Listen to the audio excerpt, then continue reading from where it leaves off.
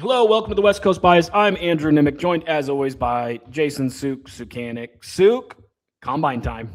Yeah, little underwear Olympics. Hey. And yeah, I love the underwear Olympics. well, who doesn't? Except there wasn't when I did it. We weren't in underwear. Everyone wore shorts. I missed the underwear Olympics. I went in like what 2000, 2001, something like that. So no one wore underwear. Believe it or not, we were back in the day, like the Tom Brady days.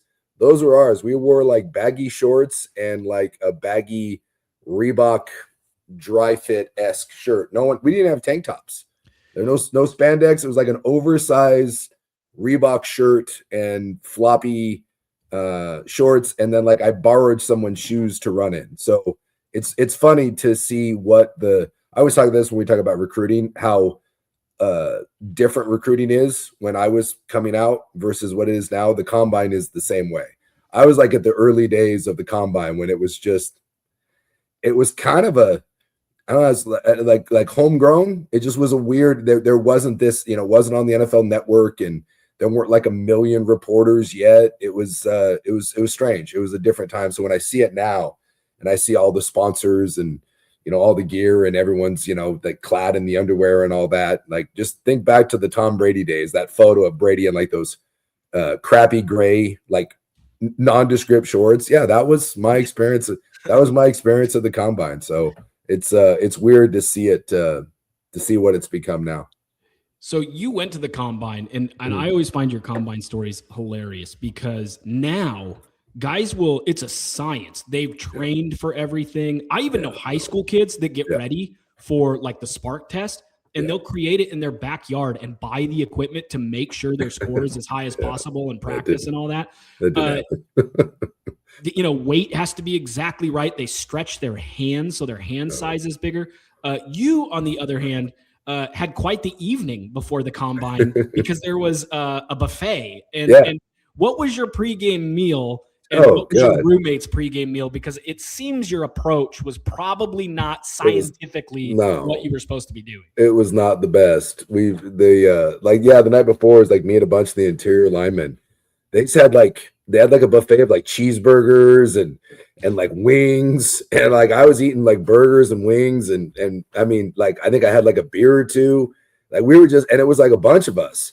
And then I had a lineman from Notre Dame who was my roommate. He was this big, tall, lean guy, like a big tackle, and he was like above it. He had like these Vitamix packs that he was taking, and he was like protein shakes, and he was like, "What are you doing?" I was like, "Oh, I'm eating this burger." And I was like, "What?" He's like, "I don't eat burgers." And he had this real, like, Notre Dame had this real scientific. They were like kind of ahead of the curve, but I'm telling you, it was different because like me, it wasn't just me. I promise you, like a bunch of us. I remember I was hanging out with Albert Hainsworth. Albert Hainsworth was there during my year. Okay, yeah. Dude, Hainsworth and me were like eating burgers. Like I was talking to that dude, and it was great. Me and Albert Hainsworth was the man, dude. That guy was freakishly large. Yeah. And dude, we were just like, I drank like a couple beers and had some cheeseburgers like before. And I remembered my roommate being like, "Dude, what are you doing?" And I was like, "Oh, it was what we do." I was like, I was like the least scientific. So you were starting to get there in the late 90s. You started to get some of the scientific approach to this, where you saw some programs or whatever that we had no nutritionist. We didn't have any eating program at all, none. And so you just, we weren't on like supplements, like nothing. All that stuff was like on our own. So, and you saw some programs like Notre Dame, Tennessee, a couple others some of the kind of the bigger SEC programs were kind of starting to do that. Sports science stuff, dude, no, man. If you looked at like my strength conditioning program that I was at BYU, you'd laugh because it was like an old school, like 80s, like gym program, bench, squat, deadlift, right? None of this explosive stuff. You see all these guys now in bands and they're doing all these explosive. Dude, we like did mat drills. We just did dumb wrestling drills. So we threw up in a garbage can and then we bench pressed. It was like, that was how we measured how strong we were. Like, could you bench press a lot? So, which is not even a good barometer. No, it's a terrible barometer. No one gives a shit what you bench press. It's like of all the stuff at the combine, the 225 bench press test is so dumb. It really is. It's not only overrated, and this is maybe counterintuitive to people. Go look at the all-time bench press list. It means your arms are too short. You're right, sure. So, yeah. By the way, I was a great bench presser. By the way, no shots fired there. Sorry, but Almost every single dude who's in the top 10 in the history of the combine has short failed in the NFL because their arms are too short, because it's compact. So it's boom, boom, boom, boom, boom. Oh, 40 reps, but that's not good. You have big barrel chests and you got little T-Rex arms. Like, I'm meant to bench press. I'm very thick and I got short arms. Where you go to a tackle, a Lane Johnson, or someone like that has a real long, lanky frame and they've got 36-inch arms. It's a long way for that bar to move. And it's just they're not going to do it. So you actually see some elite tackles that are really strong, that do it like 23, 24 times. And I can go into the gym. I'm 48 years old. I can go into the gym right now and I can give you 30. 225. Yeah, I can give you, and I'm 260-ish pounds, anywhere between 255, 265. And I can go give you high 20s. I could probably get you 30 right now. Obviously I don't do it very often because I'm old. And I've torn a pec. But yeah, I mean, like 20 to 25 reps is beyond easy for me, even at my age. It's like the easiest thing in the world. I cannot play in the NFL, nor does that mean that I'm NFL strong. Right. So it's just a really poor measure of strength. And like you said, like Stephen Paya, the Oregon State defensive lineman, dude, that you watch that, I did 49 reps, I think, something like that. It's just that's insane. I think he still has the combine record, which is insane, like 49 reps. But yeah, that's just not a good. It's not that means nothing. And there's like strength thresholds. Like at some point, I would say like if you can move a certain amount of mass, right? Like and you're strong. Like you don't need to be the strongest guy in the world to play in the NFL. You just have to be strong enough. At some point, there's a law of diminishing returns, right?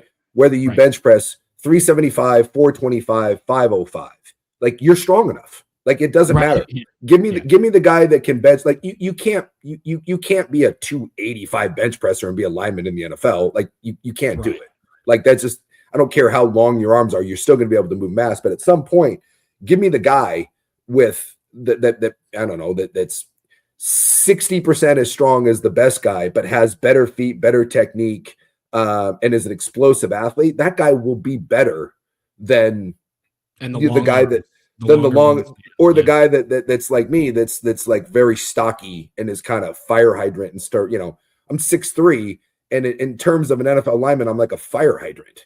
Like you got these guys now that are walking around that are 6'6", 6'7", and they're 340. Dude, I'm like a midget compared to these guys. So there's all these, these different metrics that you hear, and just some things matter, some things don't. Some things are more cross-reference check type stuff. If you think a guy is fast and then, he proves you right, versus if you think a guy is slow, and that whatever you see on film, you're trying to make sure that what you see in person lines up. But so much of this is about how they move, how they interview. Does the kid seem like a dip-ass when you get him in front of a whiteboard and you ask him to explain defensive schemes, explain blocking schemes? Certainly for quarterbacks, I would argue that the whiteboard is probably the most important part of any quarterback evaluation. They're going to give these guys 3-4 plays and ask them to regurgitate them and then explain on the whiteboard what's happening here, what's our progressions, what are we doing here. Like that matters more than what a quarterback's hand size is. But there are measurables that you need to hit. Again, if you've got tight hips as a DB, I don't care how fast you run. A lot of NFL teams are going to black flag you. If you're a lineman and you have tiny hands, tiny wrists, tiny ankles, they're going to black flag you because it means you're going to have durability issues. You're not going to stand up. You're not going to stand up to the punishment. Short arms, the edge rushing arms will be the story of the combine because there's some T-Rexers out there. It's the same thing with tackles, the Will Campbell thing. If you have short arms, it's hard to get into linemen with long arms. So these things, some people are going to say, well, the combine doesn't matter. That's a lie.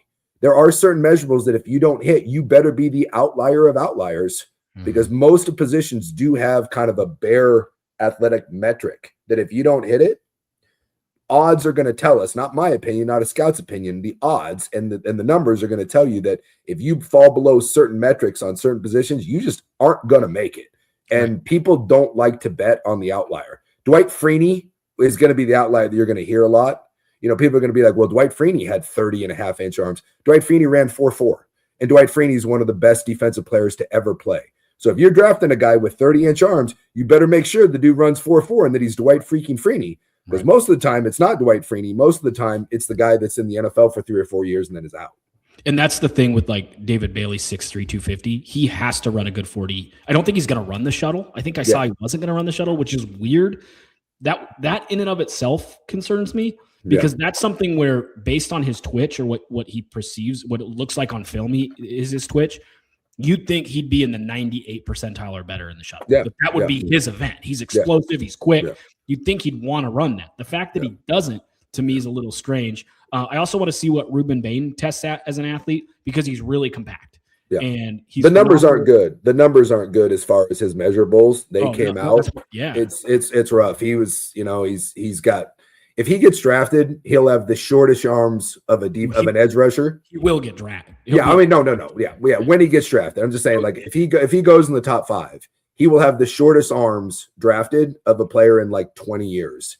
Ooh. And he's about 200. I'll have to look it up. I saw it today. About 265, I think it was, pounds. So he is that will hurt him.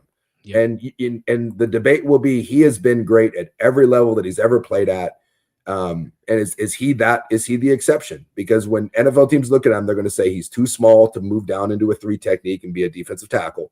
He'll get mauled inside, and he's not the athlete that Aaron Donald is to play inside, and he's way smaller than Aaron Donald. Not big enough, yeah. And on the outside, he needs to be Dwight Freeney because he does have T-Rex arms, and so is he the athlete in the bend. So people are he will be the number one guy, I think, in this draft process that, I don't know, experts, if you will, analytics guys are going to pick him apart and say, this is a really risky pick. And then the talking heads are going to yell and scream and say, you guys are so dumb. Yep. He's a great player. Look at his film. And one of those will be proven right, or maybe somewhere in between, I guess. He can end up being okay. But he will be the guy that everyone on both sides of the aisle will yell about. He will be that line for people. So to give people an idea of how to deal with this, so like for me, I will try to go find tape highlights of Ruben Bain against long athletic tackles. I will try to find whatever games there are of him going against a 6'6" offensive tackle. That's supposed to be good, not just slop, and see how he handles that length and see on tape, are there multiple moves? Does he have multiple plans of attack against a bigger guy? And if he doesn't, and you're like, whoa, he got 3 sacks against this 6'3" tackle from, Wake Forest, but he has no production against guys who are 6'5" or taller. That becomes a red flag. So that's kind of how you deal with that. If people are kind of wondering, maybe people don't care, and that's okay. But if you listen to this podcast, you probably do, because we talk combine and stuff. That's a way to understand thresholds, right? That's a way to understand, how does a guy who's below a threshold deal with that? He better have eye-popping tape against the NFL size guy. And if he doesn't, I have concerns. That's the same thing that I talked about with Travis Hunter. Travis Hunter, as good as he was against, and my argument has been, every Big 12 dude looks wildly inflated. Look at on offense. Look at Shedeur Sanders, not as good as what he looked like in the Big 12. Travis Hunter as a receiver and corner didn't look as good. Travis Hunter had reps against Alec Ayumanor. I'm going to mess it up. Why am I going to mess it up? I had it before we started the show. Ayumanor. Holy cow. And Ayumanor from Stanford absolutely cooked him. Like 100 and something yards, 2 touchdowns when Colorado and Stanford played each other in his junior year, or the year before he went pro. And that was one of the only good receivers he faced. What happened? Because he was physical with him. What happened when he went to the NFL? He struggled at corner a little bit in his rookie year, and he'll end up figuring it out because he's a freak athlete. He struggled a little bit with strength. And that was the question with Travis Hunter. So it's really interesting to watch guys tape against good on good. If you watch, and this is kind of my thing with Mateo Uiagalelei and why I thought he would come back. Mateo has some really good games. Mateo had some games against good competition where we lost him for 2.5 quarters. Where is he? Whereas I think Tuioti, I think was more consistent regardless of competition. I actually think Uiagalelei is the better player. He just needs more time to develop, which is why it was good he came back. But you can watch that stuff and watch good on good, because that tells you a lot more than just like, 12 sacks, what a monster. Well, if 4 of them were against Portland State, I don't care. You had 8 sacks. I don't care about that. So, well, and that's the other thing too, is that when you get to the NFL, believe me, I found this out the hard way. When you get to the NFL, And it's different when you play at a place like Miami and whatever, because you do face more NFL level talent, right? Like you do see it. But even if you play in the SEC, through over the course of that season, you maybe play against 3 guys. I was going to say 3. Yeah, you're 3 right. Yeah. that are legitimate, that are legitimate, like real time NFL players. Yeah. This is why it's always laughable when could an SEC or Big Ten team beat an NFL team? No. Because even on the best SEC teams, there's like 11 NFL players at one time on the field. And in the NFL, there's 22 of them. So and the hit rate on draft picks is at best 50%. So when you get to, when you get to the next level, everyone you see is an NFL guy. So if, when you say you have to look at guys that are big and long. Yeah. Not only do you have to find guys that are big and long, every tackle in the NFL is big and long. They just are. Right. And not only are they big and long, but they're really good. So right. it's such a step up. People have a hard time. And look, this isn't to say that Ruben Bain or anyone else can't play in the NFL, right? If they don't hit certain measurables, but I'm telling you, the jump between, I've made it. The jump between high school and college is enormous. The jump between being a decent college player and being a really good college player, which I did, is enormous. But the jump between college and the NFL, dude, it is the effing Grand Canyon. Yep. Everyone you see there is a stone cold killer. They just are. And you don't see guys like that. Like when I got there and I saw Warren Sapp and I saw Trevor Price and I saw Bryant Young and I saw Dana Stubblefield, and you just like, who? Like what is happening here? And I saw good guys. I played against, Dwight Freeney, and I played against Brian Urlacher, and I played against Michael Myers, and I played against some phenomenal Andre Carter at Cal, and some really good players at Washington that went on and played for years and years. I'm like, I saw good guys. Yeah. But it's the difference between like seeing like those guys a couple times a year and really kind of getting ready for it. And then every day out at practice, you're like, what the shit? Just every one of these. And then you get into games and it's just a different animal. So when people be like, well, he's a dog, man, watch him play. I get it. But there is a difference when you say, well, he was a dog and he was dominant in college. Cool. Lots of guys are really good in college. Yep. And then they get there, and I'm telling you, that next level up, there's just a lot that goes into being a really productive player. And, so this is just one of those things where all the combine is and all the draft is making an educated guess. And how do you make an educated guess is you take enough plot points on a graph and you say, this is what we think for our team works. Mm-hmm. We like guys that fit this mold. We like big corners. We like long edges. We think this guy can grow and develop here. We plot these points, and you plot these points, and then you make your best educated guess. And no one knows for certain because, like you said, the hit rate, even on guys that are phenomenal college players, I mean, essentially, I'm guessing the overall hit rate. I mean, it's probably worse as obviously you get back in the draft, but I'm guessing the hit rate on draft picks, if you're hitting it 50%, my guess is you're a Hall of Famer and your name's John Snyder. Yeah. Yeah. I mean, it's just fascinating. The Kenyon Sadiq thing, I think, kind of rubbed people the wrong way a little bit. I really like Kenyon Sadiq. I think he's a good player, but this idea that he's an unimpeachable player is not accurate. There are some questions, and if he can answer those and he's in the right system, he could end up being a star. I don't question that. But there's also a scenario where you make him an inline blocker and he's a traditional tight end, and that doesn't fit what he is, and he struggles.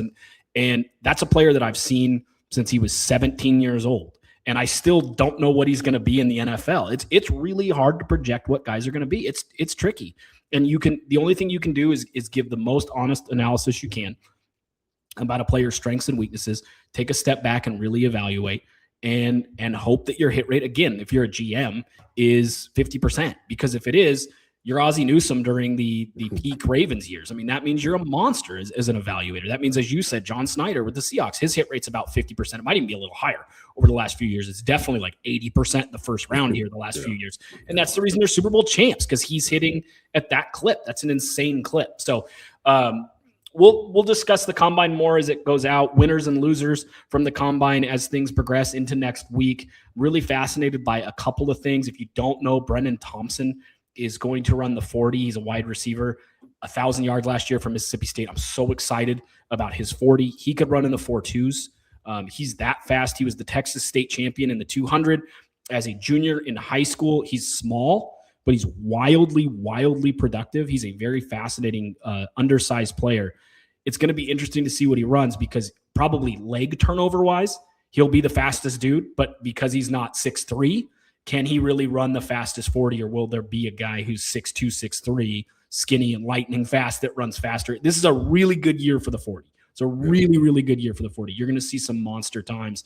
Only other update, straw poll of NFL GMs, certainly not by me. I don't have that kind of clout. Just reading about it, there was a straw poll of 10 GMs, I believe, and every single one said Raiders are picking Mendoza. That's sort of a no duh, but it's like there's no trade happening. They're not on the phones with anybody. They're telling people they're going to stick and pick. So that's pretty much done. We knew that already, but just to have that confirmation, good. And now it looks like in an edge-heavy draft in which really the debate centers around a number of edges for the number 2 pick for the most part. The Jets have traded Jermaine Johnson for Trevondre Sweat. For an interior defensive lineman. That is a loud signal that they're likely leaning edge here. So whether that's David Bailey, Ruben Bain, there's a number of good edges right at the top there. They are probably not going to take an interior guy. They just traded for Sweat. So they have opened up a spot for an edge. So the number 2 pick likely to be an edge. And Saleh is familiar with him, obviously. Saleh now in Tennessee, was in New York. So obviously this is one of those where, hey, we really like the fit here. We want to bring him down. Sweat's an absolute beast in the interior. Jets need interior because they obviously traded away their best interior defensive lineman. And so, now you bring in your elite. Obviously with Aaron Glenn, you want to build a defense. So you're going to bring in your elite defensive tackle who is an absolute beast. Watch that guy on film. A lot of defensive tackles don't get a lot of love, especially if they play on bad teams, because it's like, and aren't sack guys. They're not sack guys, yeah. But trust me, dude, that dude is a problem in the middle. So whatever that number 2 pick is, whoever you think is the best edge rusher, I'm assuming that's going to be it. And that's interesting because I don't know who the best edge rusher is in this class. From a production standpoint, it's Ruben Bain. If you believe that Arvell Reese is a true edge and not just an outside linebacker, then maybe it's Arvell Reese, even though necessarily the production isn't there. So there's very few positions, I think, that have true definitive, like this is the guy. There's some questions at corner. Who's the best corner? Because I think both corners have health issues. Who's the best receiver? I think that's a question. So, I mean, I would say quarterback clear because there's not another one. I don't think Mendoza would be the number 1. There just isn't another one. Left tackle is really clear. Left tackle is really clear. The kid down at Miami. Tight end and Sadiq. And then even safety, Caleb Downs is the guy. But depending on what he does at the combine, like you've heard that he's not going to wow anyone. There's some other athletic safeties out there that I don't know if there's necessarily anyone's going to say like, Caleb Downs is a perfect on-field prospect. Mm-hmm. It wouldn't shock me because they said NFL guys love prototypes. They love the guy that checks all the boxes, and Caleb Downs is going to check all the boxes on the field. I don't know if he'll check all the boxes athletically. And there's a couple safeties. Emmanuel McNeil Warren, you hear people that will not shut up about him. And this is where I will say, dude, don't listen to me when I'm like, well, I've heard. Because I know what I've heard is a lot of people that are smart are saying, dude, you need to keep an eye on this. I haven't seen him. Like, I'll go and try to watch some, like, because you can people will put together YouTube highlights and you'll kind of go back. But I'm telling you, there's a couple of guys every year at the combine where people don't want the buzz to get out, but it can't help it. It will get out. And he's one of those guys that is going to get out. So it'll be interesting to see when this is all said and done, kind of what that narrative is. But yeah, the Jets are going to take an edge rusher. And normally if you have the number 2 pick and you're taking an edge rusher, we all know who it is. And when Myles Garrett's in there, you know it's going to be Myles Garrett. Like when Aiden Hutchinson was there, you know it's going to be Aiden Hutchinson. I don't know who they think is the best edge rusher at number 2. No, wait a minute. You know it's going to be Aiden Hutchinson unless it's the Jags picking one. And then it might be a dude like Trevon Walker who had like a total of 4 sacks in his whole career. Well, but to be fair, he was not on the board when the Lions were picking, so that decision was made. That's true. That decision was made because remember the Jets are picking too. So right, no, I know. But they will get the pick. And you know what? To be fair, Walker's turned out to be an okay player. He's not. Oh, good player. Yeah, he flirts with double-digit sacks every year. He's solid. But it's weird. He's not even the best edge rusher on that team. So. Right, and imagine if they had Hutch. Yeah, it's kind of one of those things that, like, you look back, and this is kind of the beauty of the draft. He's a fine player, but when you're talking about taking a guy a number 1 overall or a 2, like, to me, if you're drafted in the top 10, most times in any NFL draft, there's somewhere between 7 to 12 guys that you circle and say those are the guys, right? Those are the true blue chip guys. Yep. And you need those guys to be better than good. Yep. Like I would say that just if you're in the first round and you really want to elevate your team, you can't be hitting doubles. And Trayvon Walker is a double. That's solid. And maybe you can say he's a triple, but depending on who you talk to, you would like to be hitting home runs, and he is not a home run. And when you look down the draft, you can do it every year, and you see a guy 3-4 spots behind, you're like, so it's one thing if you hit a home run and then the team behind you hits a grand slam. I don't think you can really be nitpicky about it. But, right. I just think for the number 1 overall pick, your number 1 overall pick can't be the second best edge on your team. That's not usually a good thing. Yeah, and I think this is an interesting draft because there are so many questions. Like, you get into corner, and the number 1 corner on some people's board didn't even play last year. He was hurt. And by the way, he's not going to do stuff in the combine. Sounds like McCoy, the corner from Tennessee, as you're talking about. It says, and by the way, it's been over a year. This isn't like, I mean, it's been more than 12 months. Right. And he supposedly is said that, and I don't know if this is he wants to wait for his pro day, but he said he's not gonna do athletic stuff at the combine. Right. And so because of things like that, and that's a dude who's projected like top 15 pick. Yeah. I think it's insane this year. If you're picking 7, 8, 9, 10 and Caleb Downs is there, this isn't the year to get cute to me. Yeah. Like, I've watched Spencer Fano a good bit. That ain't it to me. I mean, maybe he's fine, maybe he's solid, and maybe he slides into guard and he's like an overqualified guard and he ends up being really good. At that point, the best safety prospect we've seen in a decade or a dude who's maybe an overqualified guard. To me, they're roughly the same value. Then go get the sure thing in Caleb Downs. I don't see Caleb Downs falling a bunch, and I wouldn't be surprised at all if Emmanuel McNeil-Warren ends up climbing way up because there are so many questions. You've mentioned it. The big nickel is like the sexy thing going on in the world right now, and he fits the bill, can do it all. And the buzz is the exact amount of, oh crap, don't let this get out, but this kid's really, really good. Yeah. Where again, when there's so many questions, why not take the super shredded, dominant football player that is going to test well too? I just think some guys are going to climb that we maybe don't anticipate. Because we feel very strongly they're doubles in a draft where there's a lot of, I don't know a good way to say this. Adam Dunn, the former baseball player, he hit 40 home runs but struck out like 200 times a year. There's a lot of dudes that are like that. They're going to hit 40 home runs here, but they're batting 207. I mean, let's be honest. Sorry, my throat. I'm still battling my little voice thing. But yeah, when we look at positions, right? Is there an A prospect at the quarterback? No. Is there an A No. Is there an A product at running back? Maybe one. But it's also a really, really thin year at running back. Yeah. There are not very many good ones. No, Jeremiah Love is good, but Jeremiah Love is not. This is not Bijan Robinson, right? And there's a lot of really good receivers in this draft.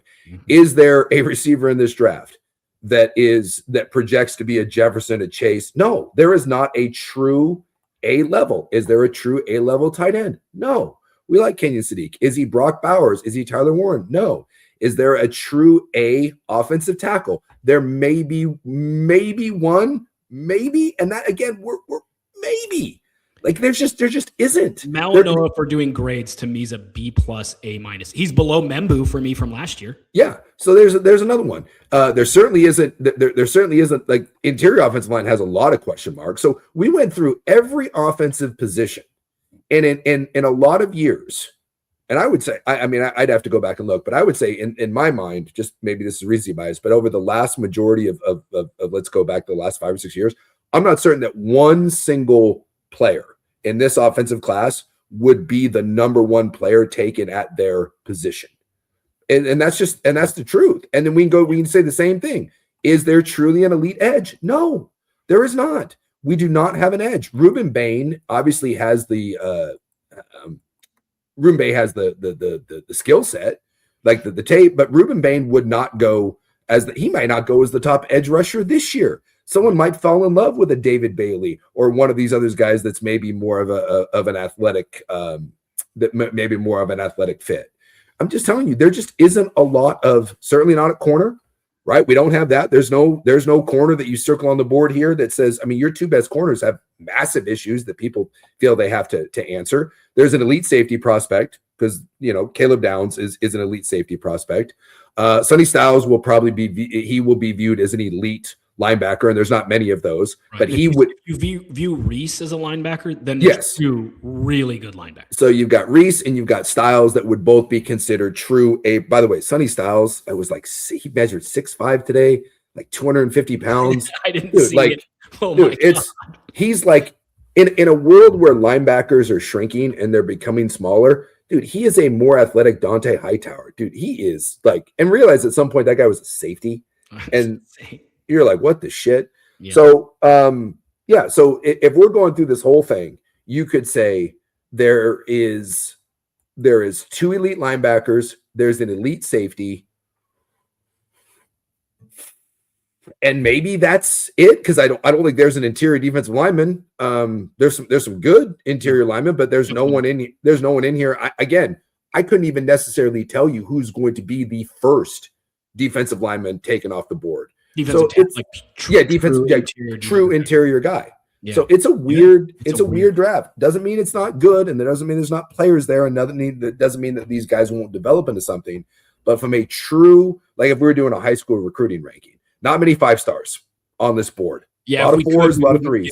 We wouldn't give as many 5 stars as normal. There's normally 32 5 stars every year. Yeah. This would be a year if it were the NFL draft. I'd argue like, hey, let's only give out 20. Let's only give out 18 because it's a weird year. So this is going to be where GMs really make their hay, because in drafts like this, it really comes down to scheme fit, evaluation, and guess. Hey, I like this guy. I think this guy can turn into something. He was a good college player. We think he can turn into this, because there will be a lot of debate I'll bet you on some NFL draft boards, I would love to see it. No one will ever be honest about it. And don't let anyone tell you that they've seen someone's big board, because that doesn't happen. I love when someone's like, oh, I went to the combine and I was talking with a GM and we were comparing draft. No, you weren't. Stop it. Didn't happen. GM is sitting down with someone at the combine and sharing draft notes. Get the bleep out of here. That stuff drives me crazy. But I'm guessing that there are some people that have at certain positions, they will have one player 1 and another NFL team will have that player maybe 4 or 5. I really do think that is going to be the gap. Like that's just the way it is. Like someone's number 1 receiver will be someone else's 4 receiver. Someone is going to love Peter Woods, the defensive lineman out of Clemson, as their top guy. And someone else is going to be like, no, he has all the measurables, but it doesn't show up on tape. I think he's maybe the 4th. And someone's going to fall in love with Caleb Banks at Florida, who just may be the most prototypical defensive lineman. The dude just has all it, but he was hurt and the tape doesn't quite match up. Someone's going to have Banks 1 and they're going to have Woods 3 or 4. It's just, it's going to be one of those drafts, and it's going to be hard to predict the draft. Yeah, I think this is when it's fun, because if you know tape, you can trust tape, and the narratives are going to spin out of control, but tape don't lie. And when you look at, to me, Ioane, the interior offensive lineman from Penn State, that dude is a monster. Yeah. And in a draft with this many questions, am I really going to take, really, truly, my job's on the line, I'm picking 12. Am I really going to take a corner that hasn't played in 389 days over an interior offensive lineman that I project to be a Pro Bowler at some point in his career?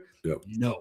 And that's where for me, like betting wise, I start looking at Ioane going, even though he's an interior guy, could he go top 10? Is he that good? And he might be the most polished. He's just an interior guy. He might be the most polished offensive lineman in the draft. He might be a better, truer prospect at his spot than Malinois is at his spot. However, Malinois a tackle, so he's going to go higher. Yeah. But this is where I start looking at value, at like the McNeil Warrens of the world, the Ioanes of the world, where I'm like, these dudes can play. And in a draft with this many questions and GMs who are this afraid to lose their jobs, give me those guys. Denzel Boston, another one to me. I think he's better than where people have him, and I think he's going to end up going higher. Why? Because he's a 6'4", 210-pound receiver, and those guys are hard to find, even in this draft. Mekhi Lemon, there are folks who think Mekhi Lemon is slot only, no outside. There is no chance he's an outside receiver at all in the NFL.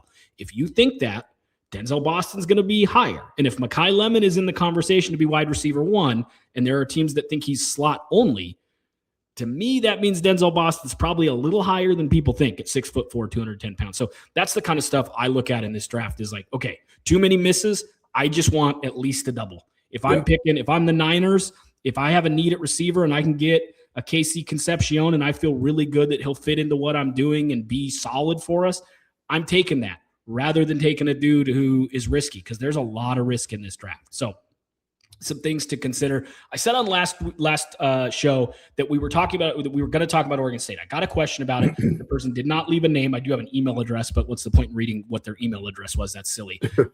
About Oregon State and the state of things. Since then, there has been a report that the entire coaching staff is looking to leave ASAP. And if they win 6 games, they're going to leave. They're looking to get out.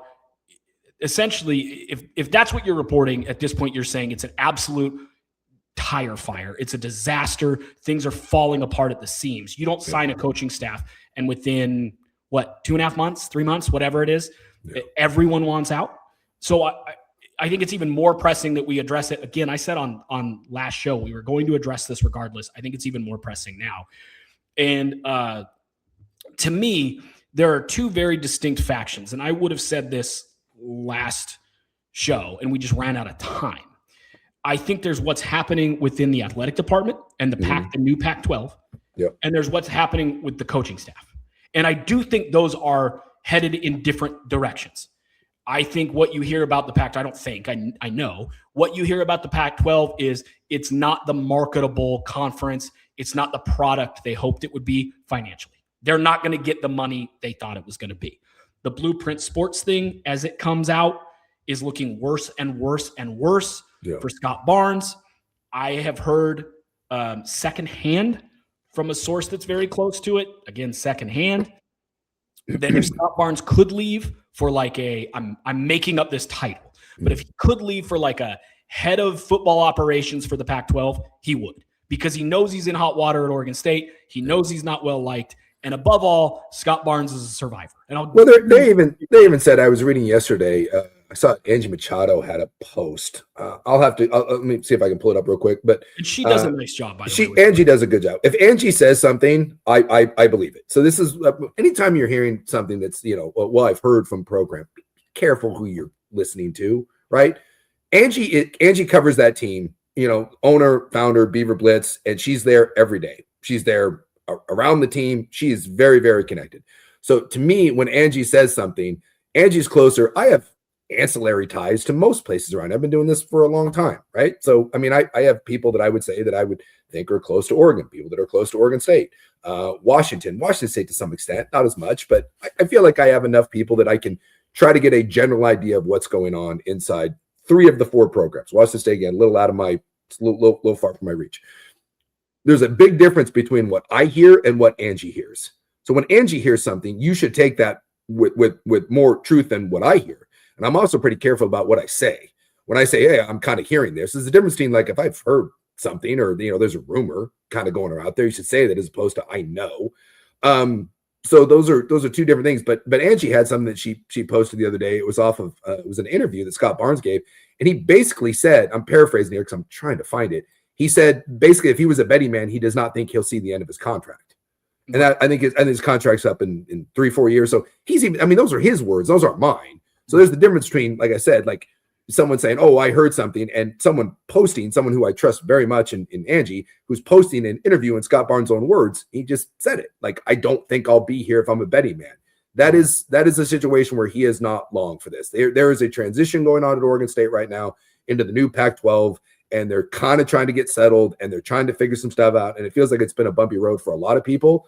And as you said, Scott Barnes isn't dumb. Scott Barnes knows eventually that the axe is coming for him. And if he could find a landing spot, I truly believe he would. And the fact that he said that in his own words, I don't think that's really up for debate at this point. That just matches what I've heard since things started to go sideways with Bray in September, October. That's when I first started hearing that, hey, there's rumblings that if Barnes, he sent out some feelers to some people that if he could get out, he would. And it's not that direct. He didn't send out the beacons of like, hey, if I can leave for anything, I will. That's not what I'm saying. That's when he started to kind of look around at like, hey, is there a Pac-12 administrative role? Dude, we all know when we're in trouble. Right. There's very few people that are in trouble in their job. I'll tell you this: every time I got cut in the NFL, and I got cut a lot, it was never I was never like, oh my God, what? Dude. When I know, hey, dude, I haven't gotten a rep in like 2.5 weeks. Yeah, I might want to hold off putting down a deposit on that hot tub. Like you know what's coming, and he's a smart guy. Whatever you think of Scott Barnes, he's a smart guy, and Scott knows that that people aren't happy.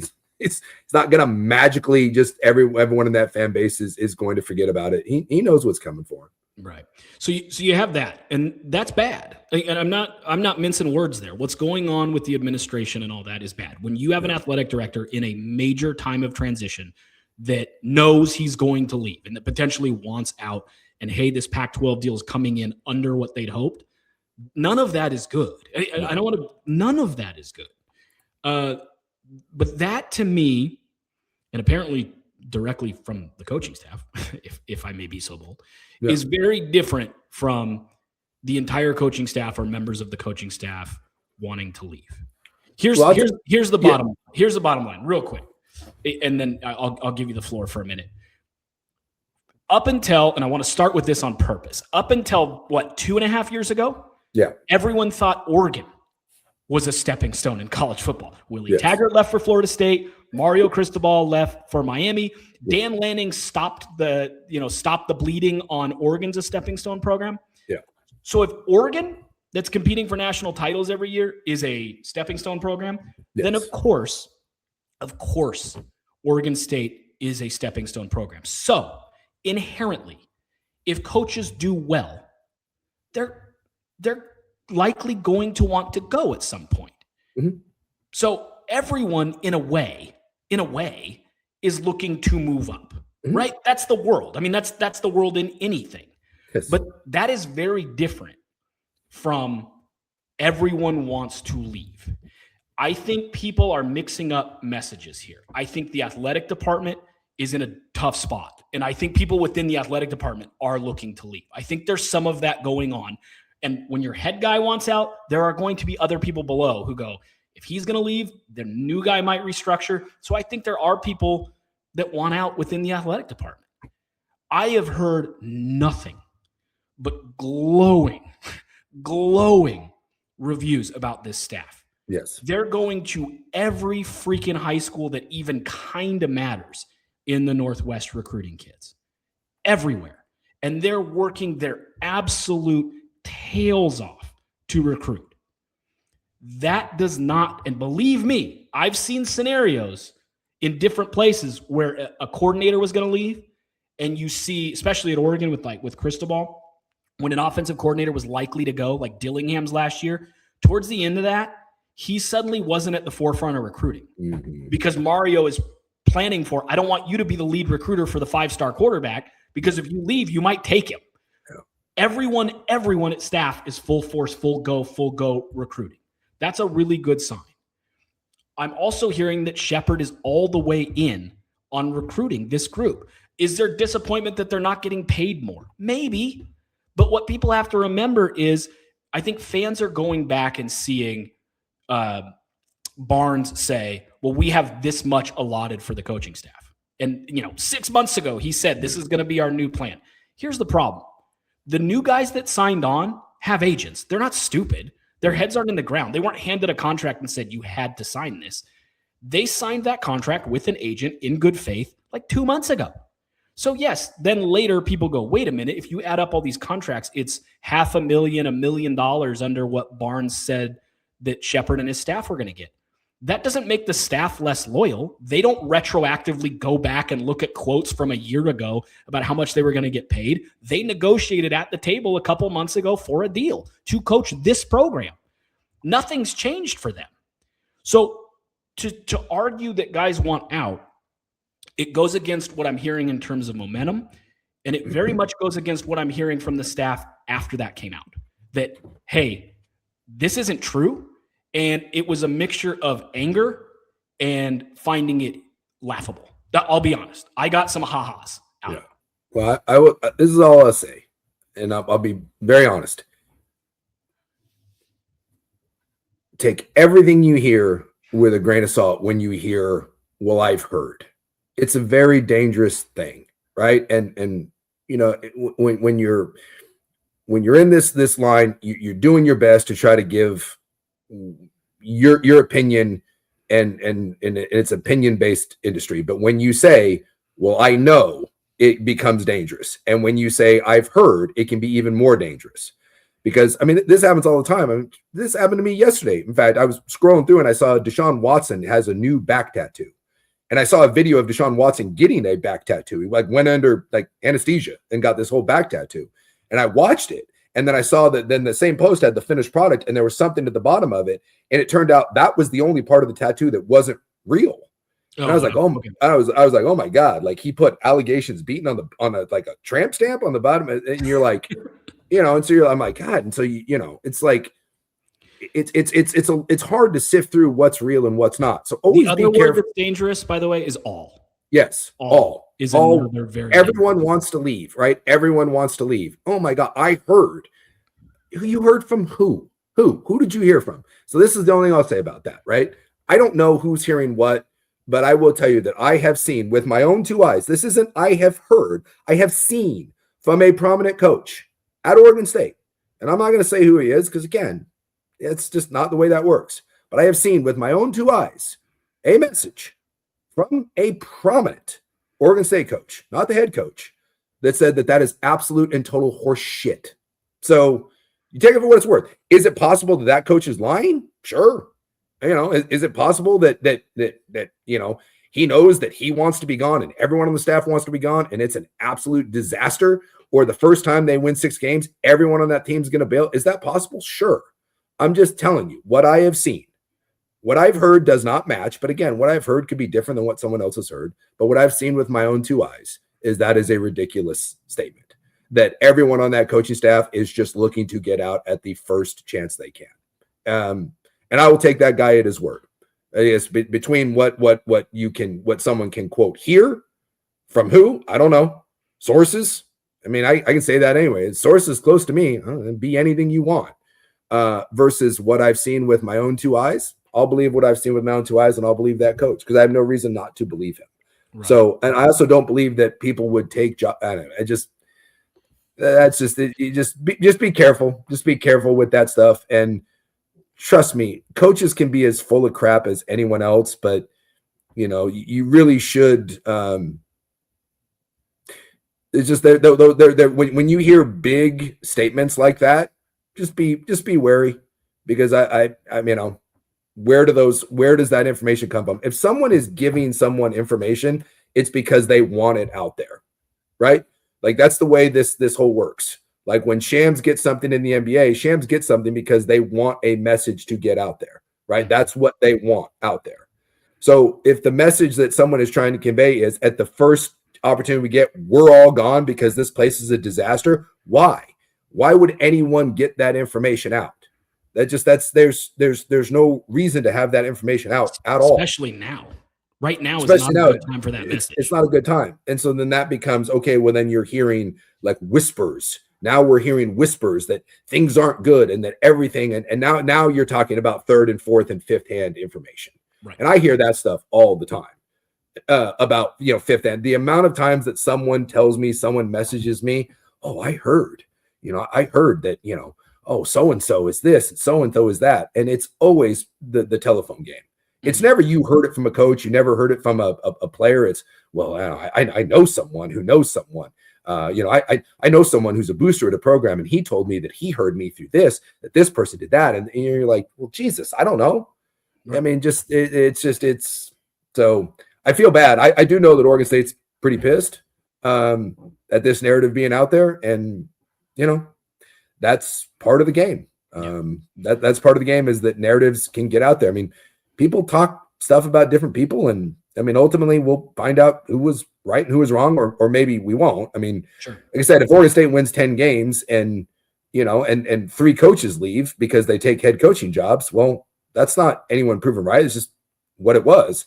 But yeah, if they win if they win 6 games and the entire staff leaves to take worse jobs, then maybe someone. But this he said, she said thing, there's just a lot of that in our business, and it's unfortunate. I've been told directly that there's no, but like the 6 wins and we're all leaving thing. If you win 6 games in the new Pac-12 and you're Oregon State, I'm not sure that's a good year. Have people looked at the conference? Like if you beat Texas State and you win the non-conference slate you've got, 6 wins doesn't get it done. You're making at best a lateral move. You have a head coach who's a first-time head coach. And I hate that this is true, but we have seen that it has been harder for African-American coaches to climb quickly in football right now, especially more at the NFL level, but everywhere. So I don't think it's just a slam dunk that, hey, we went 6-6 at Oregon State, I'm off to Minnesota or what. I mean, like whatever, I don't know, but that narrative doesn't fit. The other thing I will say is Mitch Dolan is from the state of Oregon. His dad played at Oregon State football. His brother, Matt, played basketball at Oregon State. I know from when he was hired that he considered being the offensive coordinator at Oregon State a dream job, that this was a dream opportunity for him. I used to talk to him when he was at College of Idaho and was trying to recruit at the College of Idaho. And then he went up to Washington, and then he's been to Alabama. He's bounced all over and been, quarterback coach. And that's the life of a football coach. So there's no complaint there. But I can't fathom that in 2 months or 2.5 months, he's gone from, I get an opportunity to be an offensive coordinator, play caller at my mom and dad and brother's alma mater in the place right by it where I grew up. My parents can always come to watch me coach and watch my team, compared to him being the quarterback coach at Alabama, where obviously he's not calling plays. I can't imagine in 2.5 months that soured to the point that it went from dream job to a place that he unequivocally wants out. I think that's difficult. And I think this staff, everything I've heard, every single thing, and I've heard from multiple high school head football coaches directly. And what you say when you're recruiting is different than what you say behind closed doors. I understand that. But that these guys are working their asses off to recruit. They're working their asses off to build something. And when Oregon State is this down, where you're hearing the Blueprint Sports stuff is atrocious. The NIL situation there, not great. The new Pac-12, not bringing in the money they wanted it to bring in. There's a lot of things that are really negative, but this staff is a real positive. It's a real positive. It really, they're working their tails off. And so to take a swing at them that they don't care is really tough. Because if I had to rank the people that care, I'd have players currently on that team 1. I'd have coaches 2, humongous gap. I'd have mid-tier administrators 3, and then right down at the bottom, to be honest, if it was about care and investment, personal investment right now, I'd have Barnes. Because I think Barnes is out. I think Barnes is looking for a way out. Yeah. So I hope that they win games. I have no idea what Coach Shepard's going to do from an X's and O's standpoint. I have no idea what will happen to the staff if they win 12 games. I don't think they'll win 12 games, but if they win 12 games, I have no idea what will happen to the staff if they win 3 games. And guys have an opportunity to leave. I don't know. But I do know confidently from what I've heard in the last 48 hours that this staff is doing everything they can to make this program successful, and that nobody's dangerous like all. That I'm not hearing anything that anybody's trying to leave ASAP, get me the hell out of here. This is a dumpster fire. I don't get that sentiment at all. In fact, I get that sentiment is more laughable than it is accurate. Yeah. And like I said, all I can go by is what I've seen. So I haven't heard anything to the contrary. And more importantly, I saw something with my own 2 eyes. So I'm going to believe something with my own 2 eyes that comes directly from that coaching staff. So until they prove me otherwise, and if I'm wrong, I'll be the first one to admit, hey, I got fooled. But I'm going to go ahead and I'm going to believe what I've seen. So I would refute that. But that's the beauty of what we do is, we all get to put it out there, and you get to find out eventually who was wrong and who was right. So it's the good old, I love that. It's like, well, sources. It's a good old fashioned source off,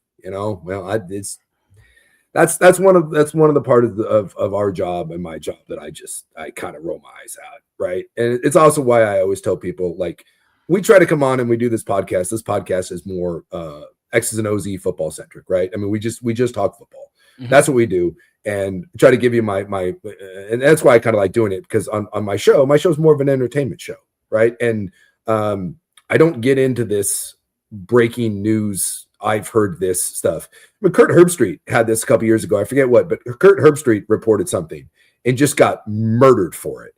And he just said, dude, I am not doing this anymore. He goes, this is not my job, right? And that's true. It is not my job to break news.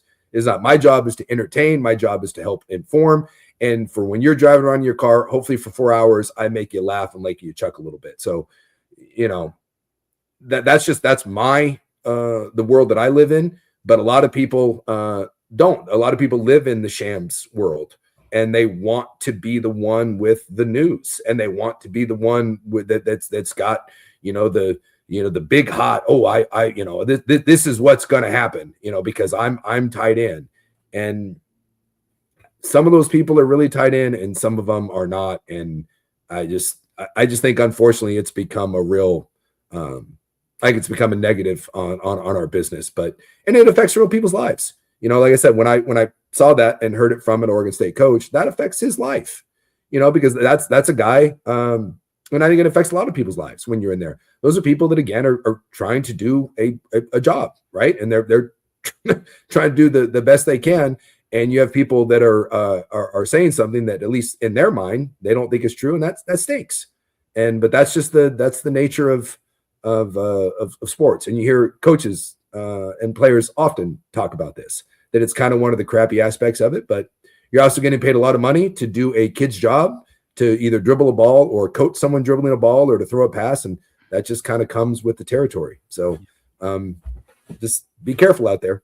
That's the toughest thing in my business in this business that I've learned, where I do more, more than you in the terms of the reporting, the breaking news stuff. Yeah. You exist in that world way more than I do. One of the lessons that I've learned that I think bit me at early is sometimes if we're successful, we're going to leave stuff has nothing to do with leaving at all. You're planting a seed because you feel you got underpaid and you just want to raise. And full well, I have to be successful multiple years in a row to take the step that I want to take in my career. So let me plant this seed now that if we win 9 games, I'm going to be a hot commodity and I'm going to take off. Yeah. That can happen too. And it's a complete fabrication, right? They know full well internally, there's no way we can leave if we win 9 games because I don't have I have 1 year of head coaching experience at that point, or I have 1 year of play calling experience, or whatever the case may be, whoever it is on staff. But you plant that seed because you're like, we can get a raise out of this, because they know that we're looking to get out. So sometimes even when you hear stuff, you have a responsibility to understand where it's coming from and even why. And you did a great job earlier pointing out the why. Why would this come out from the coaching staff now in late February, early March? It probably wouldn't. It's not a good time for it. So it is important, even sometimes when you get information, understand the why of you getting that information, because even the why can underlie a real reason that makes the reporting on the surface accurate.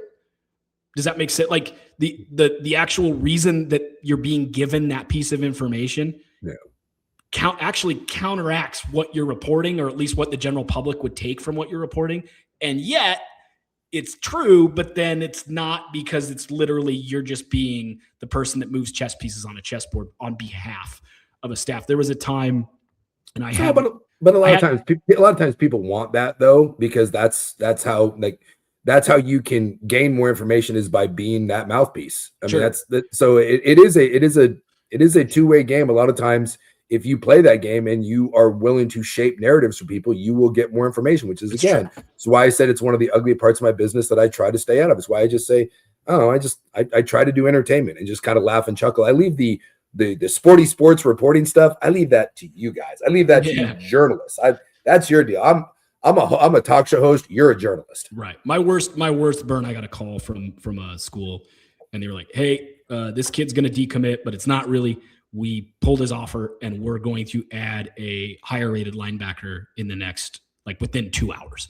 So go ahead and say there's going to be go ahead and buzz, or, Oregon's going to make a flip at this point. This was years ago. And the kid decommitted. Oregon added another kid.